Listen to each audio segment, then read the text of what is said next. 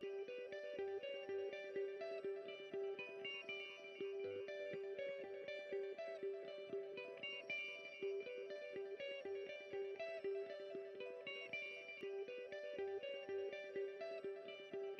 Lord, coming. Hey, howdy y'all. Welcome, welcome to a new stream. Big. Super big. Super big. I love it. I love it so much. As you can see, the CGV Bartolo has been reborn. You know, if I'm gonna name a big ship, you gotta name it after Big Man. And I figured, you know, we gotta go with Bartolo. Bartolo Colon. He lives. Oh yeah. So we're just gonna be hauling today. We're just gonna be hauling. I've got this thing rigged up. Hey, there's me. There's me in the tiny little person in the cockpit. Yeah, we're just gonna be hauling. I'm in the Trailblazer song right now. Thankfully, the Brewers mega ships have not left since I disappeared from the game for a bit. You know, I was out in the black for a good while, and I like booked it back.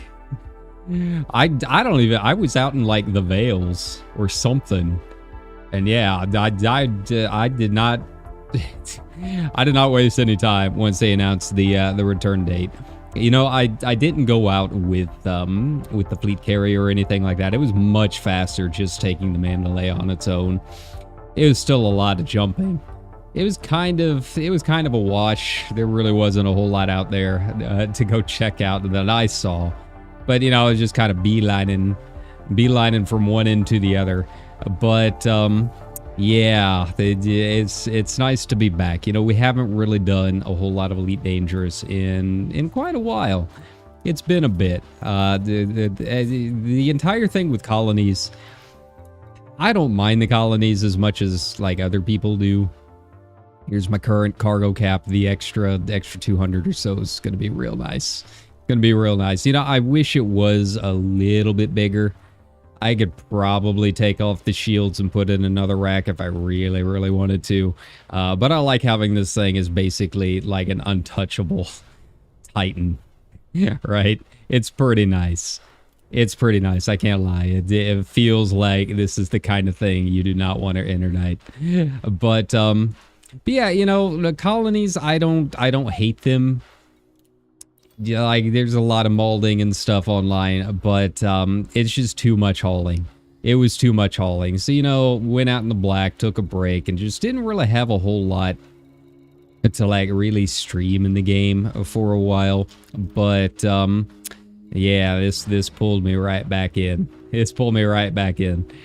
I feel like I've already, just in the time that it took me to like get this thing set up, it feels like I've already gotten quite a bit more use out of it than I have the Corsair. The Corsair is like a very nice generalist. I've been using it for my bubble hopping and that kind of thing. But yeah, this is gonna get some work. This is gonna be a true champion horse for it. It actually turns a lot better than I thought it would.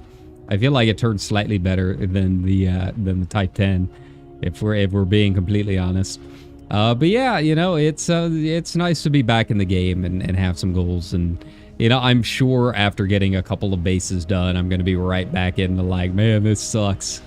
You know, going from like 20 runs down to 15 to finish like one station. And now I'm going to be like, well, 15's too many. Now I want 7, right? But outside of that, it's been chill. Once we get back to the Yosemite, I'll kind of show you the loadout. It's very basic. I ran out of chemical manipulators.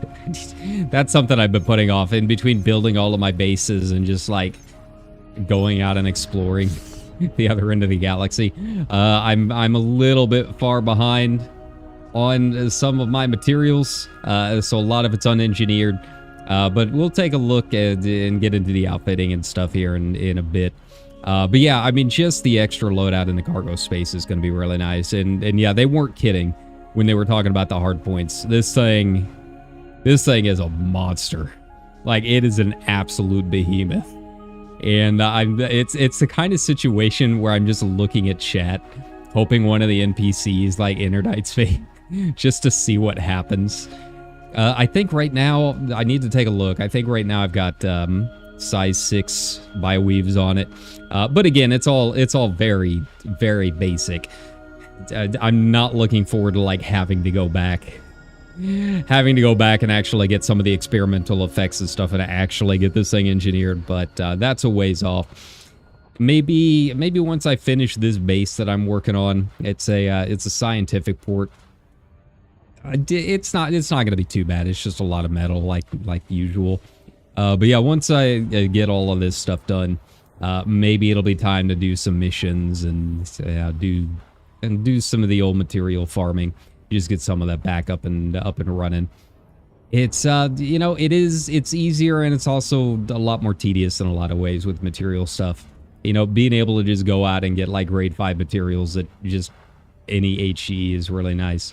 But, you know, having to constantly find where to trade them down and all of that, it's honestly feels like it's only slightly less time than I was spending before. But really, with this thing, with this chunky lad, it's more a matter of just getting to the engineers. What are we at? So, not bad unladen. Laden, yeah, it can move. It can make a jump, I guess. That's honestly kind of a surprising difference. I think this is really the first time I've even really looked at this screen. I didn't realize it was almost twice the distance with no hull. That's kind of nuts.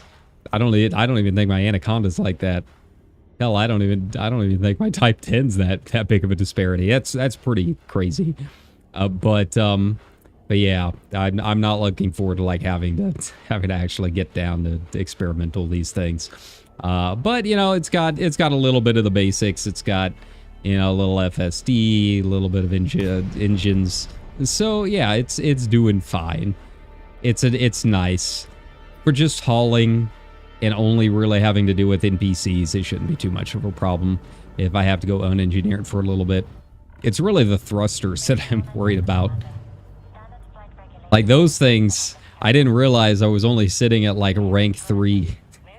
Rank 3 engineering for the longest time on my cutter, and man, it does make a big difference when you've actually got the full grade engineering on thrusters when you're hauling. The weapons and all of that, that's just kind of worst case situation, right? But yeah, I'm really liking this. It's a very solid ship.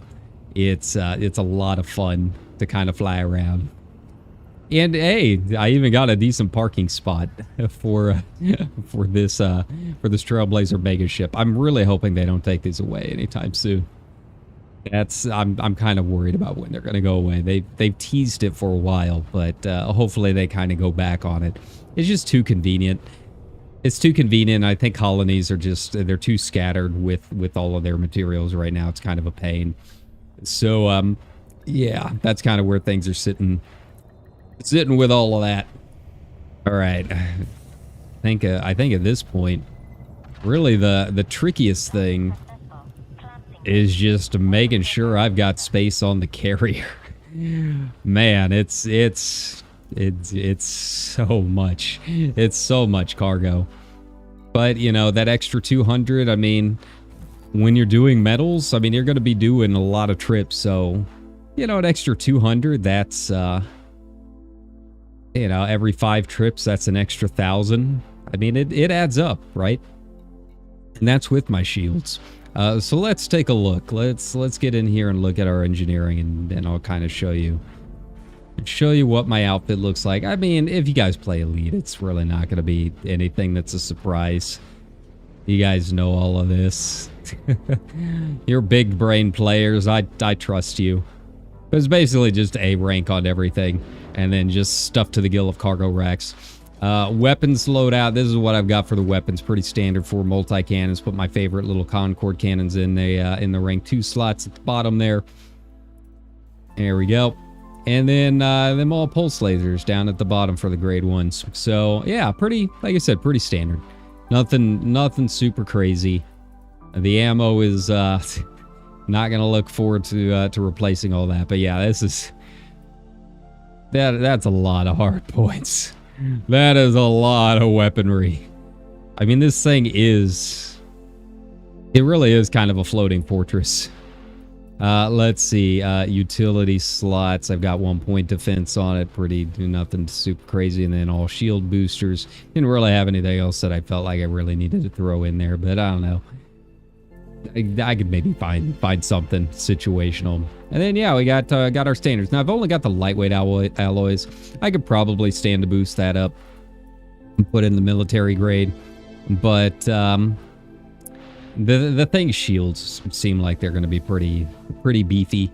If my shields go down, I mean it's game over as it is. So you know, I'm not super worried about it. But yeah, next time I fly around somewhere, make a pit stop, I'll move some military on over to the fleet carrier, and then yeah, that's pretty much it. Let's see, in my mods, I've got it at armored right now. I really am kind of surprised at the power draw. It's very reasonable. You really don't have to go overcharged on this thing at all. I know some people were really worried about having like a huge old, you know, size 8 chunky boys for the thrusters and all of that. But yeah, the distributor seems like it's going to be working just fine. I mean, we've still got more than enough leeway down there. Life support, I can, you know, eventually engineer those to lightweight. I think I've got 4 stars frame shift drive. So yeah, we'll get a little bit, like 1 more light year range once I finish engineering the thing.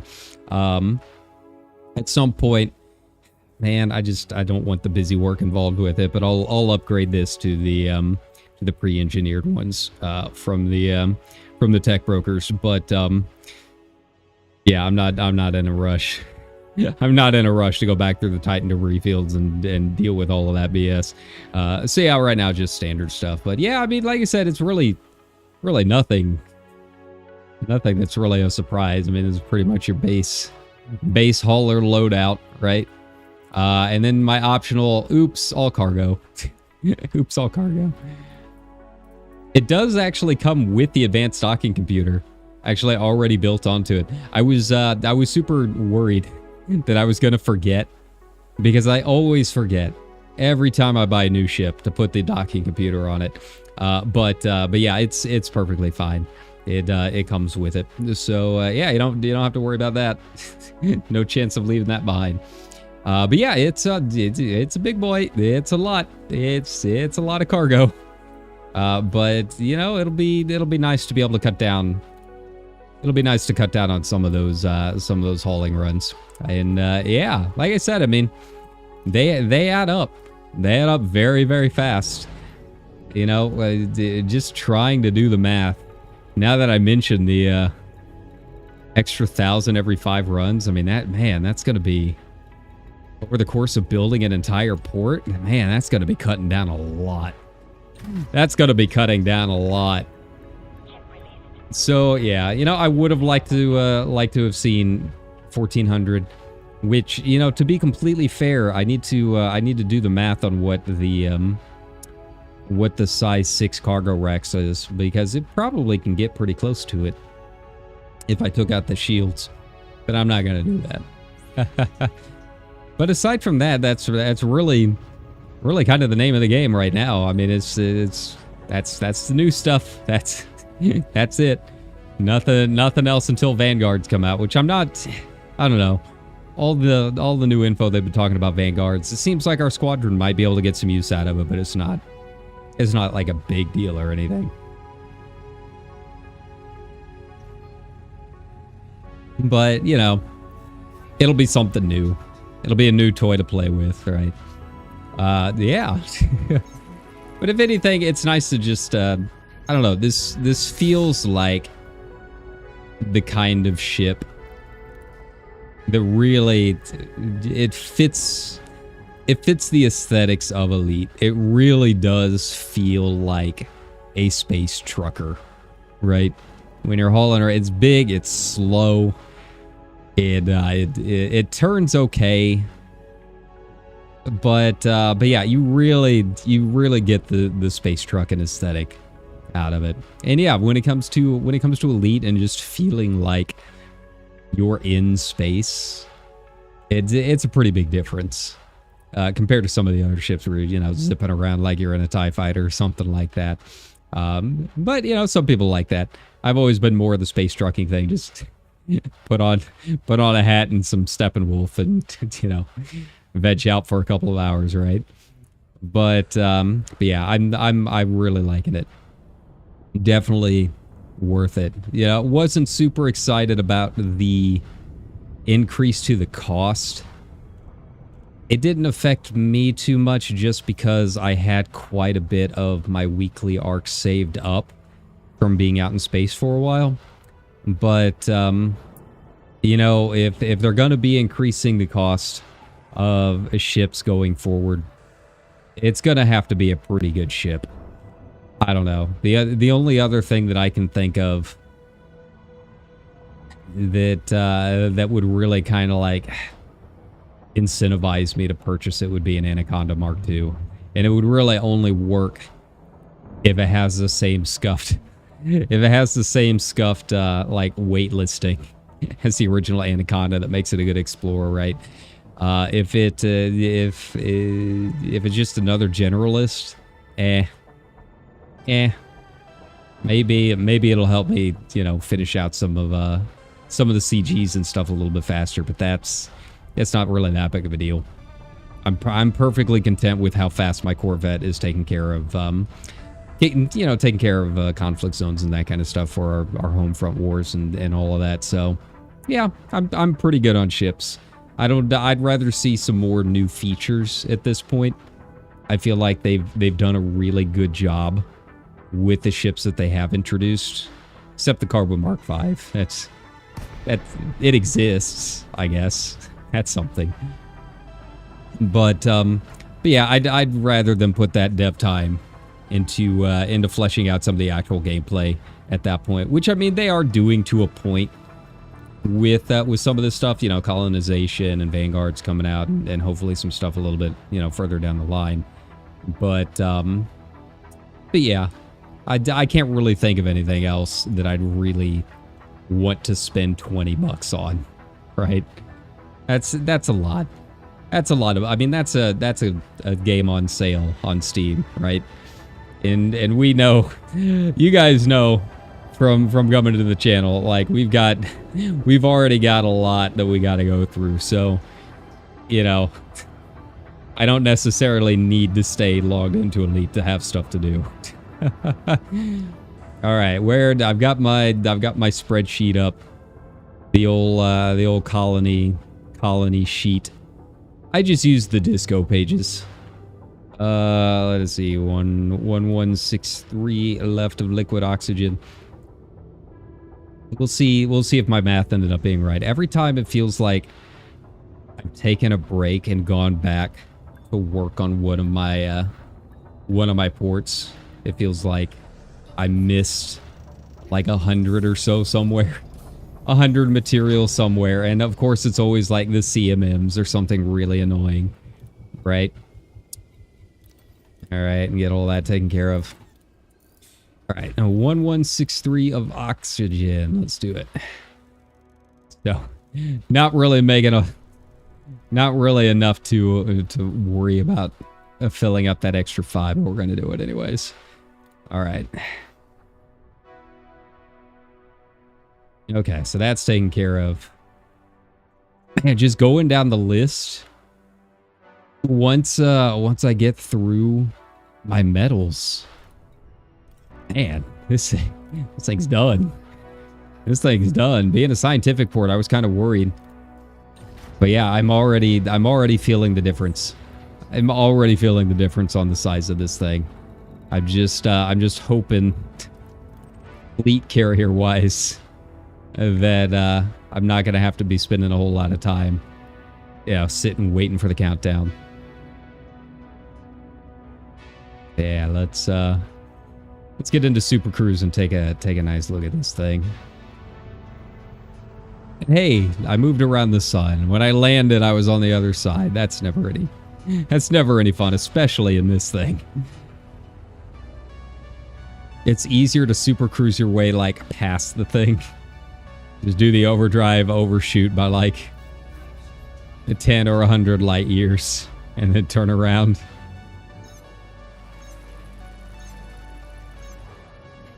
Whee! All right. Yeah, let's get out of here and take a look.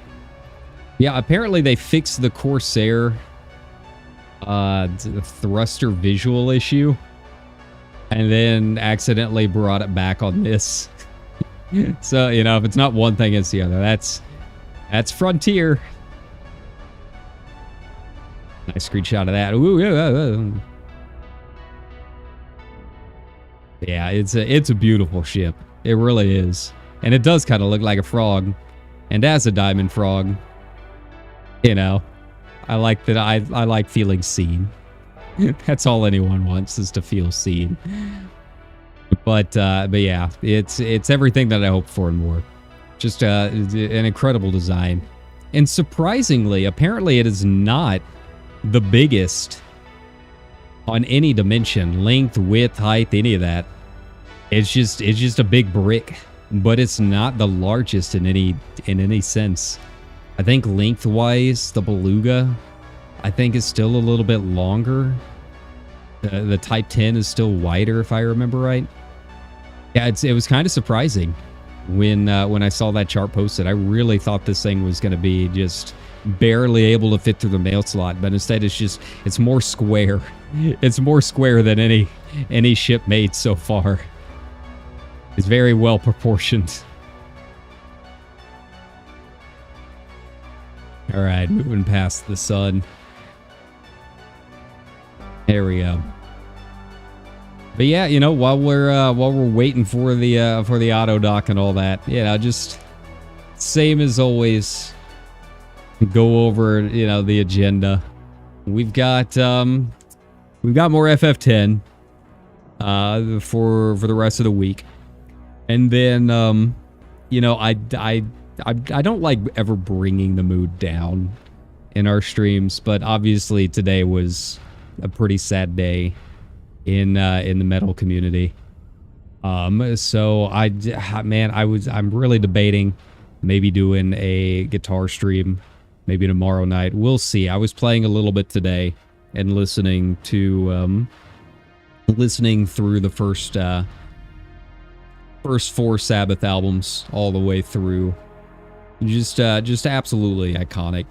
You know, pretty much all of my musical tastes really just all go back to them. And it's not like I've ever been like the biggest Sabbath fan, but you know, it just kind of goes without saying that if you're a metalhead, you have just a huge amount of respect for, you know, for Ozzy and for Iommi and Ward and Butler, right? Like we owe it all to them. So so yeah, in honor of Ozzy, I don't know if we'll do a guitar stream tomorrow night or not, but we might do it. We'll see. It's just I don't know if I'd be able to do him justice. I don't know if I can really do him justice. I posted a very scuffed clip of Crazy Train a little bit earlier on Blue Sky. Not my best time playing it, but you know, sometimes situation calls for breaking it out, right? But yeah, so we've got potentially that. We've got some more FF10, and then you know, depending on how the live letter goes on Friday, we will maybe hop into FF14 whenever I've got a moment between work shifts this weekend, and maybe kind of go over the live letter a little bit. So that's kind of what to look forward to this week. As always, my schedules are very fluid depending on what time I go to bed and how I'm feeling when I wake up. So, you know, take that as you will. But as always, you know, like, subscribe, all that, and you'll get the notifications when we're going live. There we go. So yeah, we're done with liquid oxygen. All right. That would have taken me, yeah, that would have taken me probably 4 trips in the cutter. I started out needing 2333. I'd have to do the math, but yeah, I think that would have been 3 or 4 trips at the very least. So we just cut that by about half. I love this ship. I love it. There you are. I also genuinely cannot believe this parking spot that I got. Anytime you go to any of these Trailblazer systems, you're really rolling the dice, man. If you could even get a spot at all. Usually, like I'm in Origin right now. And usually when I get here, I'm like on the other side of the sun. Nestled underneath the giants over there. So like I have to slow crawl my way out through the rings of the gas giants out there. I think this is it. It's got the gas giants. There's 2 systems that I usually go to. Yeah, usually I end up here or here. And like it takes forever to get out from underneath those things. Like yeah, you can Super Cruise overdrive it, but like whenever I'm space trucking, like I'm not playing the game. Let's be real here. Are any of us really playing the game when we're building a colony system and space trucking? No. We're watching Netflix or something like that, right? We got YouTube on. We're watching VTubers on the second monitor and just kind of letting auto cruise do everything for us, right?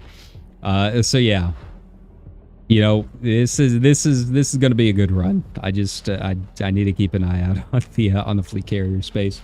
But yeah, for you guys that are, you know, playing with the Panther right now, I hope you're having fun with it. I hope the colony building is going well. And if you're just checking it out, if you haven't bought it yet and you're, you know, checking out the stream to kind of see if it's worth it, depends on how much you like hauling. But yeah, to me, it's definitely worth it. It feels big. It feels beefy. It's a lot of cargo. It is a lot of cargo. So yeah, I'm gonna be getting some good use out of this thing. Is it worth it if you're coming in fresh with like no arcs? $20. That's your call, man. That's I'm not your accountant. I have no idea. But for me it was. Yeah, if you got some saved up and you can just do the what is it, the 1680. It's 16,000 arcs purchase. Yeah, definitely worth it. I feel like this is a ship that's been sorely needed for a very, very long time. I mean, I feel like we've said that about the past few ships, but I mean, when you really think about it, did we really need the Mandalay? I mean, you can explore in any ship, right? I'm not going to say it's not nice. It's a huge quality of life upgrade, but it wasn't like super needed. Well, like the cutter, I mean the Clipper, yeah, if they're going to introduce colonies and how much hauling is involved with building, like this is kind of a necessary ship. Like they had to introduce something that was going to increase the amount of cargo that we can haul. There's just no other way around it. Like it is absolutely a necessary ship. But you know, if you're not building colonies or anything like that, you can probably pass it by. I'm kind of curious what kind of weird things people are going to end up doing with this. You know, I only bought it, outfit it, and then moved the fleet carrier to this system to start the stream. So I haven't played around with some of the other crazy builds. I am very curious what this thing looks like as like maybe a miner. Or like, you know, we call them disco bricks, right? The big old Type 9s and Type 10s with nothing but pulse lasers on. And you just sit in a high res site and just auto fire. You just AFK and auto fire while the police do all the work for you. I am kind of curious if this thing can do that as well. Right now, my capacity's not an issue. The distributor is perfectly fine just hauling back and forth. But, you know, I am curious if it's going to work as a disco brick once it's actually loaded out with a bunch of auto lasers, right? All firing off at once. That might change things a little bit. But I think, you know, just kind of looking at it, it would be really interesting to see this thing as a miner. It's got a lot of hard points. You don't necessarily need to put a mining laser on all of them. It's got more than enough. You can kind of play around and kind of do an all-in-one miner.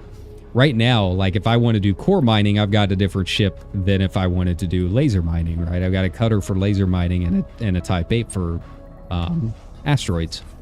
So, you know, I feel like this thing has enough hard points on it and enough weird slots. You can kind of make it an all-in-one if you really wanted to. I'd have to get in here and actually like play around a bit. But yeah, with the Clipper specific cargo racks, like it's got more than enough room to do all of your limpets, to do a refinery, all of that good stuff. Have enough hard points to do everything you want. Yeah, I mean, this thing could probably be a beast of a miner. It's just a matter of whether or not you're going to be able to actually move through the field. More than anything else. All right. So 1168. Good to know. Good to know.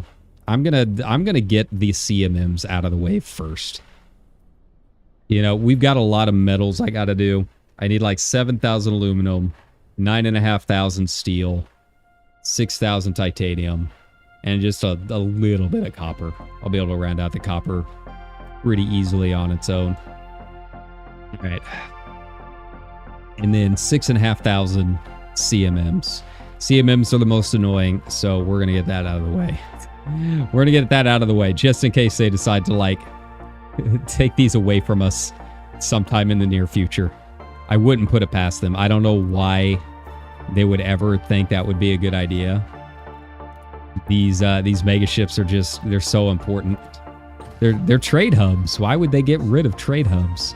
But, you know, it's Frontier. Who knows? They've got plans and schemes, I guess.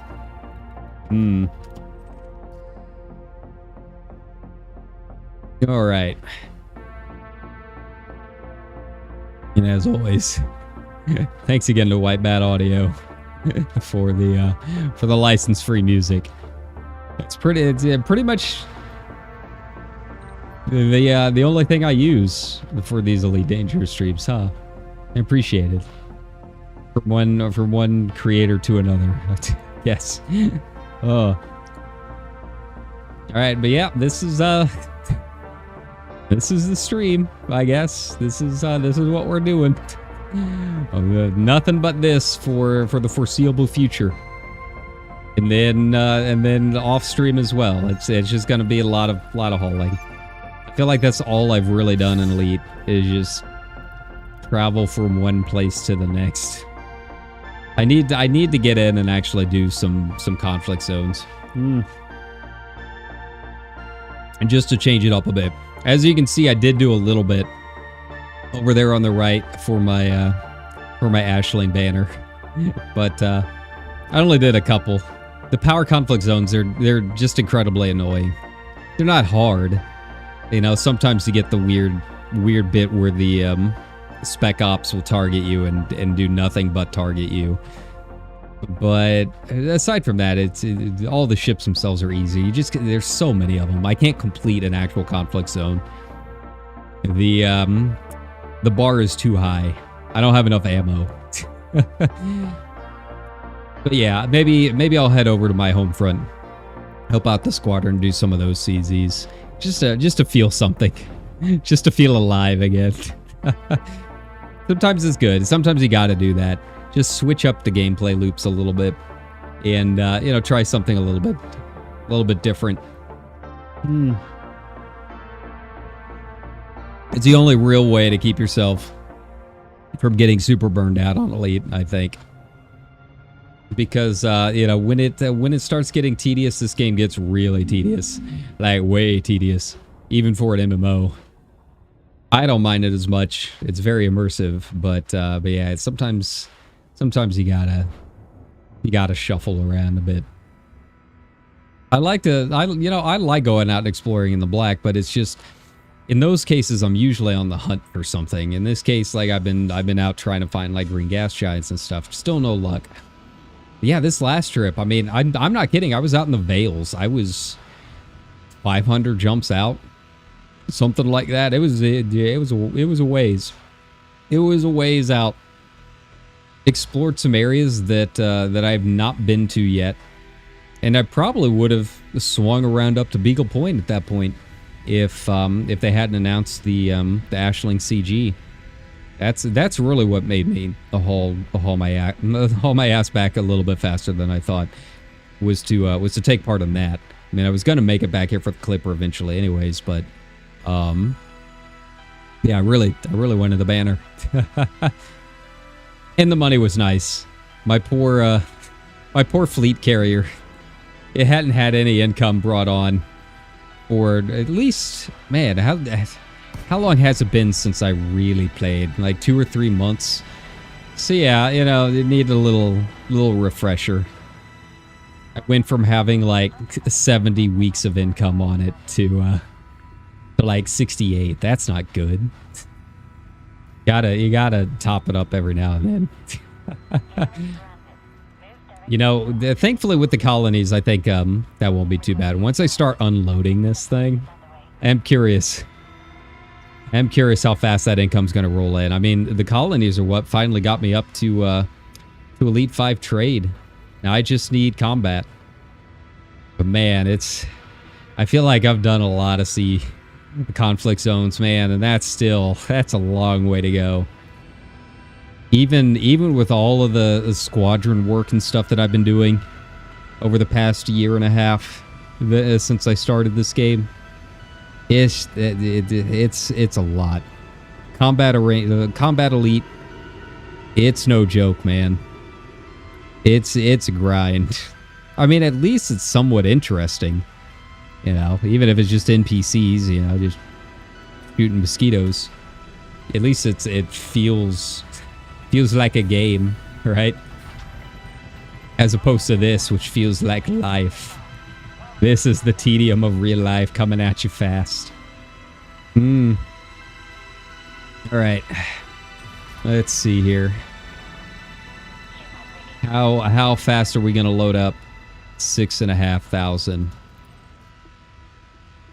It feels nice. I'm not gonna lie. I mean, it's still not great. Once I start needing more than like 5 runs back and forth or something, I feel like 5 runs is about my limit if I don't have something going on. If I don't have a show that I'm really just kind of like chilling out and watching or talking with you guys. If like I'm actually like trying to get stuff done and like accomplish something in the game, like building a spaceport. 5 runs is about my limit before I'm like, all right, I've had enough of this. It's time to put the game down and play something else for a bit. So I mean, yeah, like let's not make light of the fact that colonies are still way too much. It's still way too much, even with this thing in. The Clipper's nice. It's a lot of cargo. It's what, an extra 400, something like that. But it's still a lot of runs. It's still a lot of runs. You know, it'd be nice if they do implement a way for us to just like pay NPCs to do the building for us. I feel like that's the one suggestion I've seen, probably more than any others, that I feel like the game does need to add in at some point. But you know, whenever I am in the mood to actually build something, here, you know, try and progress my little branch out. You know, it is going to make a big difference. Yeah, in the long run, in the total number of runs, it is cutting it down. But it's still a lot. I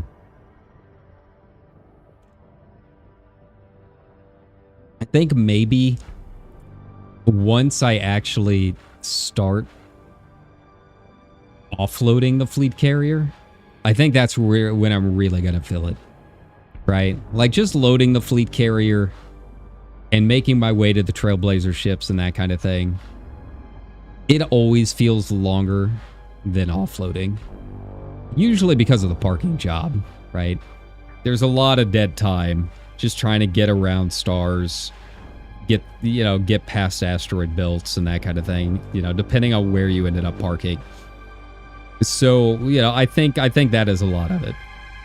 But once we start unloading and I'm only like 10 million away from my place, then it's going to feel a little different. Now the problem is I'm building a scientific port. I have not tried to take this thing down onto a planet yet. This could go places. Things could happen. I don't know. I don't know how gravity's gonna affect a ship this large yet. We're gonna find that out. That's a problem for future me. That's a problem for future Weston. I'm not gonna worry about things like gravity for right now. It's not gonna help time-wise in terms of it feeling like a long time, even with the increased cargo. But maybe it's. Maybe the terror of trying to get this thing through the atmosphere. Maybe that'll help out a little bit. It'll feel like a game again. A little mini game every time you go down. You get that orbital cruise and clench your butt.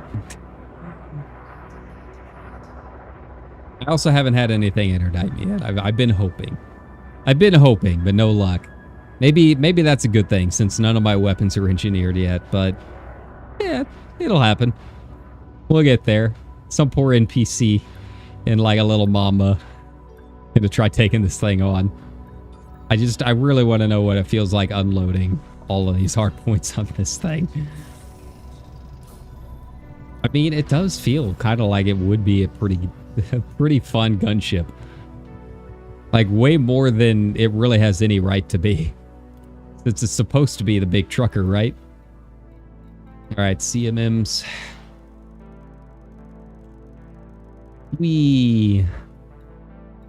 God, it's such a huge number that it lags the it lags it out. There we go. So 1168 again. I did my math right. I do have the right amount of cargo, right? Yeah, 1168. There we go.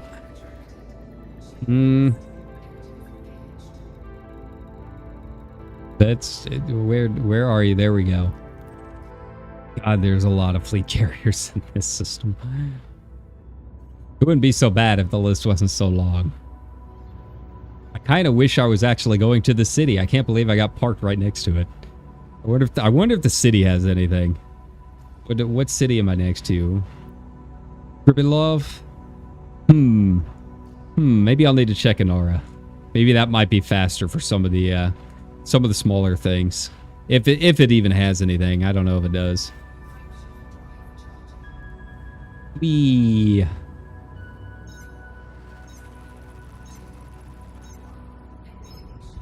Ooh. It sounds really good too. That's the other thing. The Super Cruise and all of that, it's kind of whatever. The thrust is kind of, the pulse engines are kind of whatever, but the landing sound design on this thing, it feels large. It sounds large. You can practically feel the fleet carrier shaking underneath you when this thing starts going down. It's pretty cool. I mean, they've always been really good at the sound design. It's just, the boost and all of that. It sounds like a boost. Yeah, it sounds like a ship boosting. It's nothing super special. But yeah, the landing design on it is nice. It definitely sounds chunky. Big boy, big frog. How we doing? I haven't taken a look since I went out into the black on my last trip. Where we at? Wow, 9 on exploration. Hey, that was me. I'm a little sad that I came back a little earlier than I planned to. I'm 250 away from reaching 10,000 first discoveries. It's hard to believe. It really doesn't feel like I've discovered 10,000 systems. A lot of those are not full scans. A lot of, rocky worlds out there. out in the middle of nowhere that no one's going to be reaching anytime soon, right? But, yeah. I think it was at like 97.48 or something like that when I came back. Let me check my EDSM profile. I'm curious. I'm curious where I ended up by the time I came back. Log in. Man, it logged me out again. Really annoying. I feel like I go through this and there's another driver update. I don't know what it is with the drivers for some reason that keeps resetting my cache on all of this stuff. It shouldn't be affecting any of it, but for whatever reason it does. All right, so I'm at 9,708 first discoveries in the official EDSM list. So, yeah. I mean, it's still a long way to go from some of these guys that have like 400,000, right? Who's the top right now? Who is the top? Yeah, there we go. Systems discovered first. Yeah, it was Kit. Yeah, 230,000. I'm not reaching that. The game will be dead before I reach that amount. But, you know, 10,000 first discoveries, I'll take it. It's for being in a squadron as old and as storied as this one. I feel pretty proud about being the squadron's token explorer in the year and a half that I've been here. So, you know, I'll allow it. And it is purely because of the photo mode at that. I always feel sad whenever I come back from a trip out and I didn't get anything that was really screenshot worthy. That's really, for me, what it's all about. If I come back without screenshots, I feel like it was a failed trip out into the black for me. Because to me, it's like, I really like the game, and I'd like other people to, like, experience the game and give it a shot. It's definitely cheap enough. You can get it on sale with the expansion for, like, 10 to 15 bucks pretty regularly, right? But I feel like a lot of people don't understand what it's all about. And, you know, the screenshots, I think, are probably one of the best marketing tools out there. And it's got a really good photo mode. So, yeah, do my part and try and get some good screens. All right, man, we are already almost full. I might barely be able to squeeze in the CMMs that I need. I really did not realize that I had already filled up that much of the FC. So if you've been wondering what kind of difference this thing makes, yeah, take it from me. I think I started hauling with like 10,000 in my hold. Almost all of it's just tritium at this point. So yeah, big difference. Big difference. I like it. I dig it. Then I'll have to wait until wait to get the thing over to the system that I need to be in to actually unload the thing. We might hop over there a little bit early before it's like completely full. I mean, it's gonna take me multiple trips anyways, so I'm not super worried about it. But I do want to try test landing this thing on a planet for the stream, right? We'll just wait and see. We'll just wait and see. We'll set it up on the return flight. How many more do I need? 41. All right. Kind of a weird number. Sure. But yeah, you know, now that I'm getting back into the game, I need more things to watch. I need more things to put on that second monitor while I'm trying to while away the hours building a spaceport, right? I was watching old episodes of Bewitched for a good while. I need to pick that up. I'm still in season 1. Like, that was the nice thing about old shows, is that you know, all of their seasons were like 36 episodes. That was the standard back in the day. And then it went down to 22. And now it's like 8. That's not nearly enough for me to binge watch when I've got a lot of things going on, right? So yeah, I've been watching a lot of old episodes. I don't know. I just Bewitched is just one of my favorite classics. I remember when I was really little, it would always be like the signal to go to bedtime because they had Nick at Night, right? And they would always show like Rocky and Bullwinkle, and then Underdog, and then Nick at Night would start with all of like the old adult sitcoms. And Bewitched was always like the first one in the lineup. So like we would see the intro to Bewitched, and then my brother and I would like, you could tell we were getting tired and it was bedtime. But I will always have that burned into my mind. And yeah, I still like it to this day. It still holds up. I'm kind of surprised at how funny it still is today. Like a lot of the jokes still hold up. The pilot episode in particular has a dinner scene that, I mean, you would still see it in a sitcom made in 2025. It's still funny. And Elizabeth Montgomery will always be like my dream witch. I've always said I want to marry a witch. And by that, I mean Elizabeth Montgomery. Okay, we're getting there. There we go. But yeah, you know, even with all of those seasons, though, with this much hauling, it's gonna go fast. So I need to find some new stuff. I still haven't finished seasons 3 of Squid Games, so I guess I could get into that. But I've heard it's not very good, which is a little sad.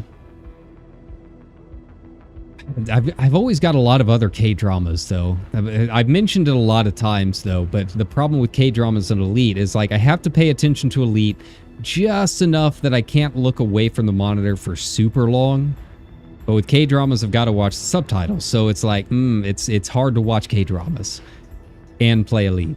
K-dramas are like my other video game second monitor choice, right? Or that's I'm working in Blender and want to put something on in the background when I'm doing something lightweight enough to actually have some stuff on in the background, you know. But speaking of, that's still going well. I've made progress. That's all I can really say. I'm getting a little bit better with meshes and figuring out how to join vertices and all of this stuff to clean up other meshes, and yeah. It's really the rigging that I'm really worried about. I'm not making too much progress with the rigging. I keep I follow all these guides and I watch all the, you know, the YouTubers and all of that, and I don't know. There's always something that comes up that is not working the way that the guide says it should. Like last night I was trying to do a little bit with physics, right? I was trying to just make like some basic water material, right? Just make like a basic liquid coming out of a faucet, right? Really basic things. Like baby's first blender physics rig. And there's a billion guides on how to do it. But every single time I would try to do what the guide said, it just wouldn't work. The physics weren't physicsing, right? The water wasn't coming out of the node.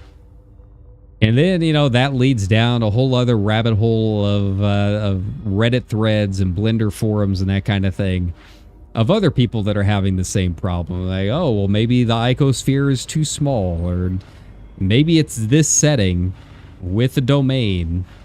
And if you don't know Blender, you don't know what any of these terms mean. And that's fine, because you know what? Apparently it doesn't make a difference anyways. It doesn't matter. It doesn't matter what it's called. It's not going to work. All right, that's all you need to know.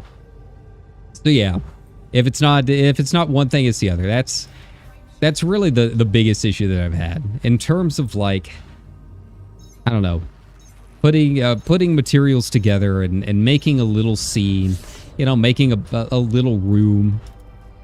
it really is not too big of an issue. All of that stuff is fine. I can make a little bedroom if you want me to. I just got to download the right assets and smoosh them together, right? And I think all of that is you know, because of time that I had spent in like SFM and all of these other, you know, poser programs, kind of get you ready to learn how to do all of this stuff with the big boy toys, right? But then, you know, eventually you want to do something to make a scene, or, you know, make a nice little screenshot or animation. And most of your time is not going to be spent actually animating it. It's not going to be spent, you know, actually setting the scene up. It's going to be spent on YouTube, learning how to fix some BS that's just not working right. That is where the majority of your time is going to go. It's going to happen. No way to avoid it. So yeah, I never did get it working, by the way. I never did get the water to run out of the faucet. I don't know what the deal is. It's probably differences in Blender versions between the tutorial and 4.5, and I don't know. I don't know. Like, you can follow the tutorial to a T. You can follow exactly what they are doing on screen, and it's not gonna work. And I don't know what the deal is. Sometimes it would be a case where, like, I would get the physics to work in my preview in the viewport, right? But then they wouldn't render. And then that's a whole other problem. And then whenever I would finally get it working so that it should render right, the physics stopped working. This is why, if you know what you're doing in Blender, and you're good enough to, like, take commissions and make scenes and animations and be on all the sites that you can't talk about on YouTube, that's why you get paid the big bucks. It's not easy. It is hard work. Make no mistake. You can be the raunchiest smut peddler out there.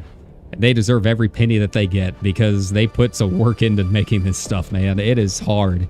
This is why I put off, like, learning this stuff. And all I'm trying to do is just learn how to make a nice little scene for a new intro for the channel, right?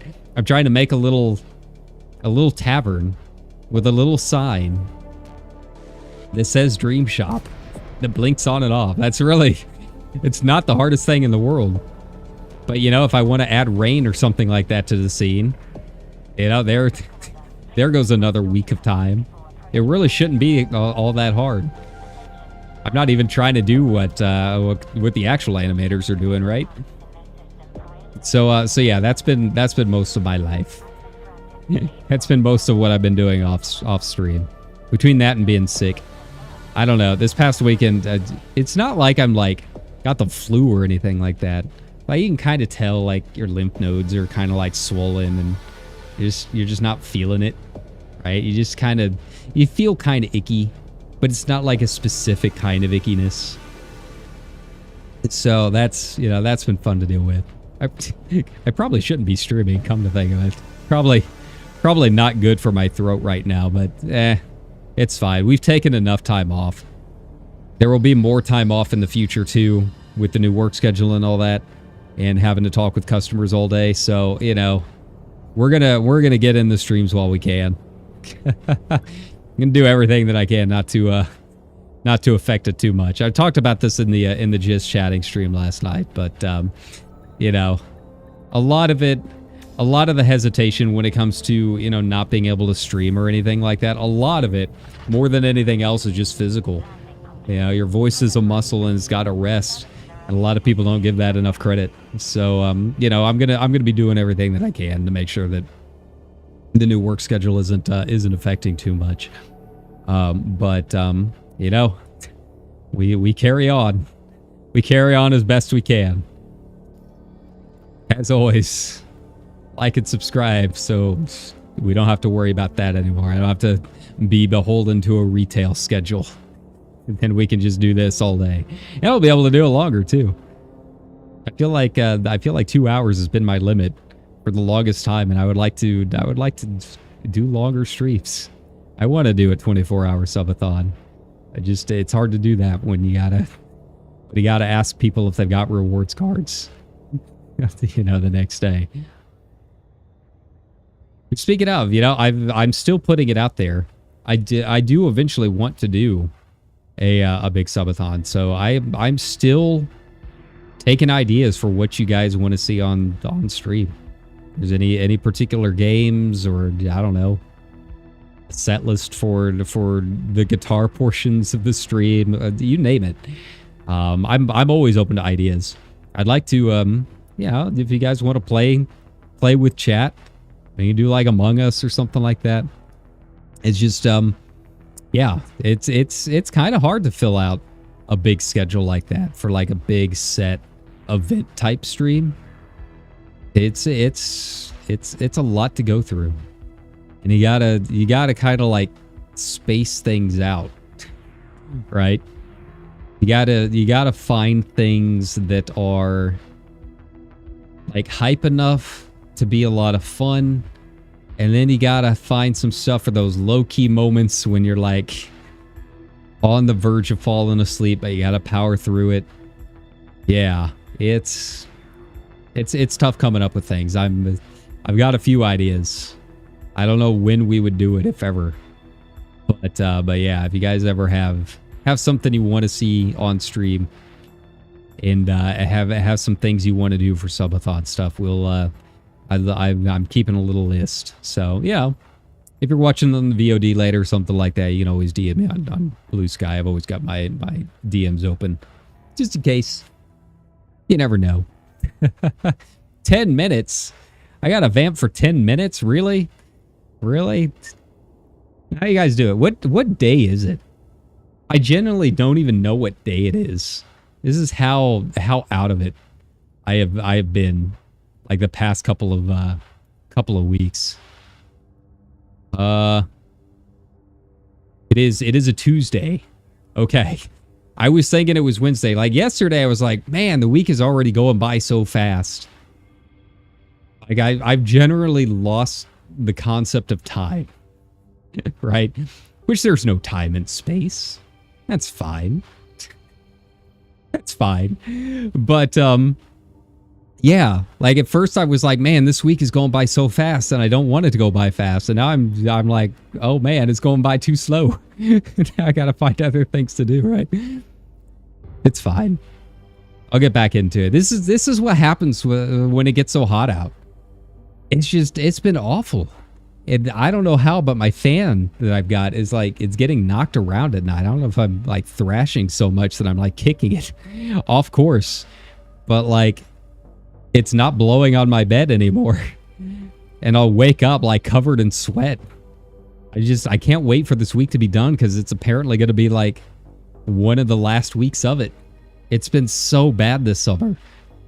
It's been, I don't know, it's been probably the biggest factor to my messed up sleep schedule.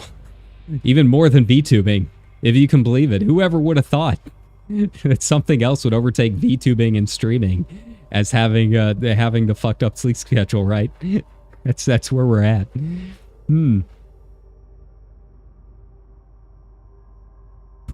Actually, that kind of reminds me. Speaking of my voice, I'm gonna take a second. Give me like 2 seconds to get some water. I want to make sure I'm staying hydrated.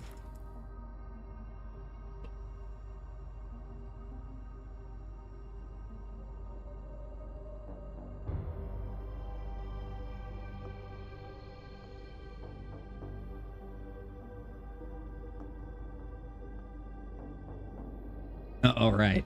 Ugh. Yeah. That's probably half the reason that I've been feeling kind of awful lately. I feel like I've been drinking a lot of water. I've been good about it, but it's just been so hot, and I've been sweating so much just sitting in my room that I'm really underestimating how much I need to take care of myself. So yeah, stay hydrated.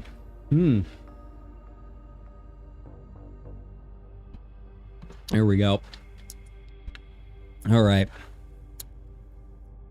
But yeah, you know, I am excited to try and get back into this. It's been a while. I feel like this is, I don't know why. You guys really like Elite Dangerous. So yeah, thanks for listening to my weird rants about space in the game and all kinds of stuff. Like I'm not like a hardcore elite player or anything like that, but I'm glad you guys like it, and I like it. I've said a billion times that I wanted a game that reminded me of Freelancer, and here we are. It really is one of the better space sims. But yeah, it'll be nice to get back into it. I just need to figure out. I need to figure out what I'm gonna do going forward with some of my colonies. The other big thing, aside from the hauling, that's kind of been putting me off. It's like I'm trying to help the squadron expand. Like I think I'm the only one that has made some colonies outside of our usual space, just kind of like branching off from the other side of the bubble, just to try something new. But the other thing that's been putting me off is that the controlling faction, anytime you build a station, it's just completely random. And I have not been able to get my faction any stations built. So I could have a nice little conversion point and then branch off from that, right? Like that's kind of what you want to do. Like you pull in your PMF that you support whenever you start a colony, right? And they come in at third, and you know, you can either take care of the BGS and push them up to first, which takes several weeks. Or you can just build stations until you get one where they are the controlling faction, and then use that station to claim the next colony, right? And that's your conversion point. And then from then on out, it gets really easy for your PMF to, you know, control new space. And yeah, just for whatever reason, I can't get us a station built. I have built probably somewhere between 8 to 10 different stations between these two colonies that I have out in this side of the bubble, and not a single one has gone to my PMF. And for us, our PMF, you get a lot of people in the game and on the official forums are like, actually, your squadrons don't own the PMFs, right? But I mean, let's be honest. We're the Diamond Frogs. The PMF does represent us. We do a lot of work controlling where that PMF goes. And yeah, you can basically assume that everything that the faction is doing is at the behest of the squadron. We've got spreadsheets upon spreadsheets of this stuff, right? And it's not even really for war at this point. It's just number go up. We want to try and find cool things, right? And yeah, it's been hard. I wanted to get us some space over here in Princess space, and it's not working. And it's frustrating when you're trying to get one built and having it be completely random. And the problem is you don't know until it is built. I think that's really the thing that is the most frustrating about it. Because when you go through here, I can't remember if they're listed as Brewer Corporation or if they're just listed under the System Controllers faction. Yeah, see, they're all Brewer Corporation. So you don't know until it's built. So, like, you keep building all of these things. I built this giant-ass orbital, and it still didn't go to my PMF. Yeah, it's just, it's rough. It is very rough. Not knowing where or how to expand your faction until you've actually got the stations built. I mean, look, where's the other one at? There we go. Where's Hip? There we go. Take a look at this one. This one's got quite a few surface stations too. So yeah, we built this one and didn't go. This one didn't go. Hey, Kellogg's did switch over. That's right. I pushed this one into a war. But I didn't get a chance to push this one until after I had already claimed the next colony. So I can push off from here, finally. But it's not easy. Here we go. Hip 935A4. I don't. There's so many hips and coal secs. I can't keep track of them all. Honestly, the coal secs I can keep track of better than the hips. Hips are just the numbers all blur together to me. And then yeah, we got all of these, like all the planetary stuff. I think I got some of them built. Yeah. There we go. Most of them are just the auto names. But I have had some, but usually if it's an important enough station, I'll just keep going through the renames, the auto-generated renames, until I find a good one. Ham Landing was too good to pass up. I need to push this one into war and get my PMF up. Our PMF cannot let Ham Landing go to someone else. We have to. That was made to be owned by the Diamond Frogs. I don't know which one has been my best name yet. I think Bear Hub is up there. I really like Bear Hub. My first asteroid base. That's on the other side of the bubble way over there. But Butt's Legacy is also a really good one. It is sadly just a small little thing. I think it's just like a market facility or something like that. But yeah, Butt's Legacy. That one I didn't even have to re-roll for. That one just popped up. Just hey, congratulations, Butts. Yeah, that one I can't let that one go. Yeah, Bear Hub's nice because it is like a nice hub now. It is like a genuine hub. I don't even think I can. Yeah, I can't look at my galaxy map while we're traveling. I wonder how it's doing. I wonder how it's going over there. I haven't been over to that side of the bubble in a while. Even before my trip out to the Black, I'd kind of forgotten of it. Now that I've got the Corsair, and you know, it's got a decent enough jump range, but the big thing with it is that it's really decent to do just a little bit of missions that require trading.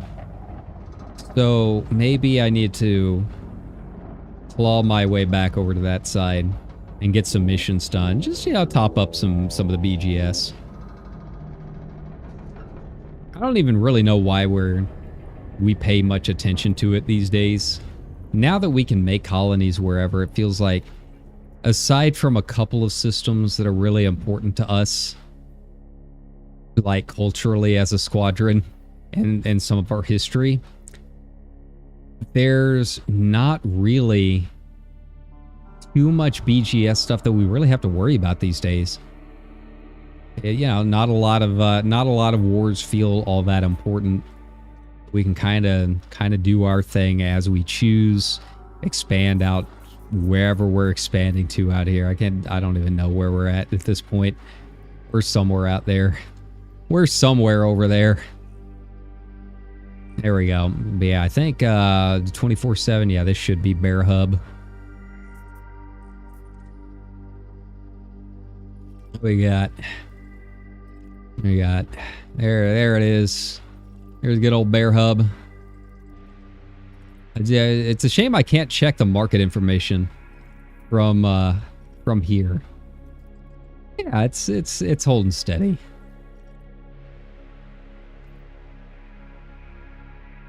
Inner edge. Why is it showing the inner edge offset stuff now? That's different. I don't think I've ever noticed that stuff before. How are we doing? 24.8 million odds. Bear Hub's grown. It's grown a decent amount. Good job, Bear Hub.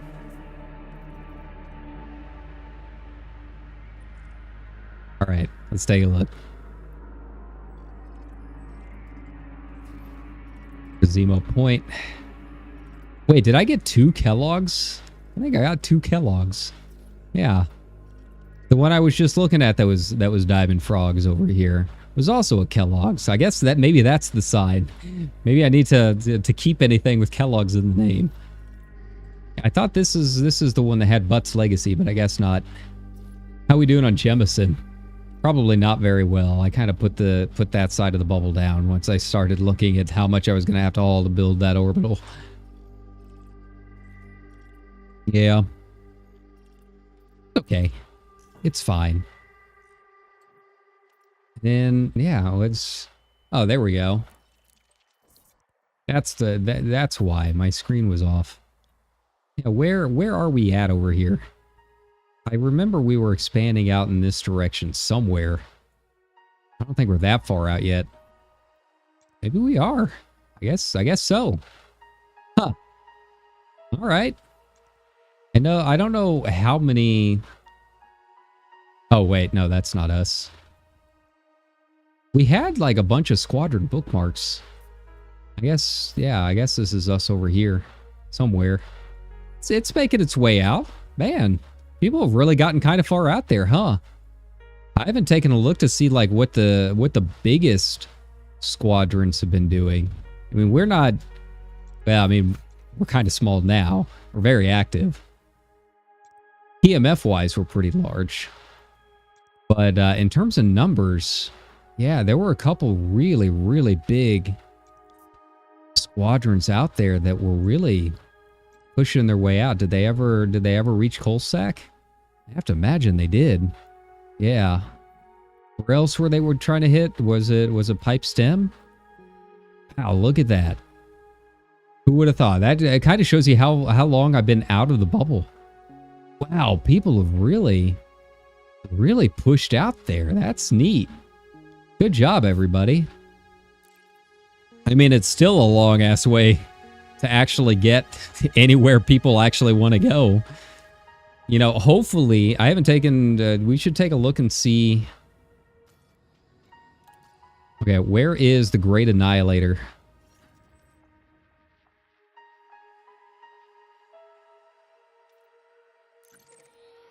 No, don't make a... okay, that's way out there.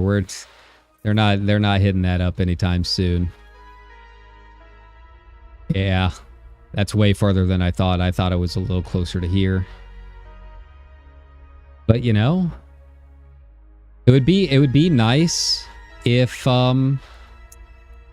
they could get their colonies. I feel like if anyone out there deserves to have like a colony system reach them, it's the group around the Great Annihilator. They've been parked there for a long time. Long time. They're dedicated. All right, here we go. Before we finish the stream for tonight, let's see what this thing can do getting down to a planet. I am scared. I'm a little worried. I am a little worried. I can't lie.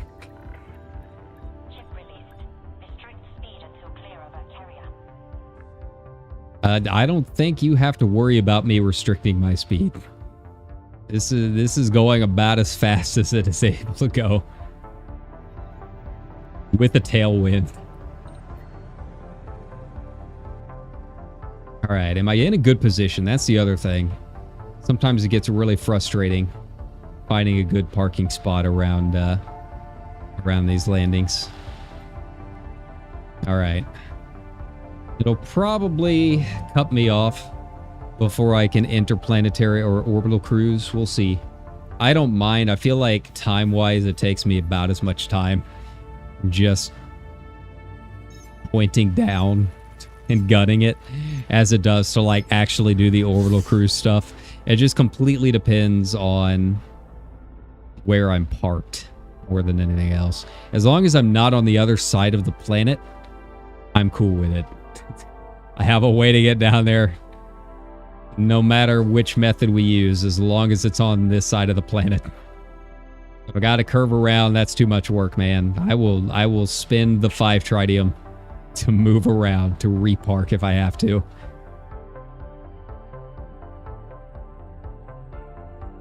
Alright, Golub Heights. It's been a while. Papa's come home. right, not bad. Here we go. But I can't remember how much gravity this planet has. One of the planets I was working on does have gravity issues. Well, that's not good. Oh, okay. Oh, there we go. There we go. Wow. That almost ended badly. Almost real bad. I could kind of tell. Maybe it is this planet that had a little bit higher gravity than I thought. Yeah, if I didn't pull up there, we would have crashed. Absolutely. Not even a question with how fast that crater was going up around me. Like, it does auto turn off orbital cruise once you are a certain height above the planet, right? Once you're at a certain altitude. But I've noticed even just in like super cruise and stuff, this thing does not slow down. Like, it carries on a while. Even out of super cruise, even if you're just like trying to land on your fleet carrier, it has almost no stopping power. Like, you know how fast the Mandalay and the Corsair stop when you want to slow down? Like, it's like on a dime, man. This is the exact opposite of that. It just kind of keeps going down that lazy river for a good while before it comes to a complete stop, which is as it should be. That's what makes it fun. But yeah, just be aware. All right, well, you know, it's kind of nice to be back working on this thing again. You know, it's still a ways to go. The steel's going to be the big thing, but it won't be too bad since the Brewer mega ships are still around. But that being said, as far as streams and all that stuff go, I think that's going to be it for tonight. So, you know, thanks for coming by. Thanks for checking out the Clipper with me. I'm really liking it. I'm going to have a good time hauling around in this thing.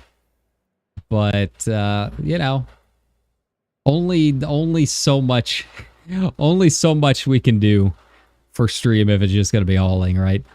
So we'll go ahead and call it for tonight. But yeah, highly recommend it if you were doing anything hauling or trade related. Definitely feels like the ship we were all wanting with the big boy. It feels like a ship that's been the most requested ship in Elite Dangerous history, right? That's what it feels like. So yeah, definitely. If you're not doing hauling, it's pretty cool. It's still a Panther Clipper. It's still the big boy. But you know, I can see some uses for it. I can see some uses for it outside of just trading. I could see it as an interesting miner. And honestly, I'm kind of curious how this thing would go for some like Haz-Res sites. Just with the sheer amount of firepower this thing has built onto it. It is not small. It is a lot of hard points. It is a lot of hard points. It is so many hard points. So yeah, with that screenshot, maybe we are going to call it a night. We will be back tomorrow with some more stuff. Probably FF10. And until then, take care, everybody. Have a good night. Bye-bye.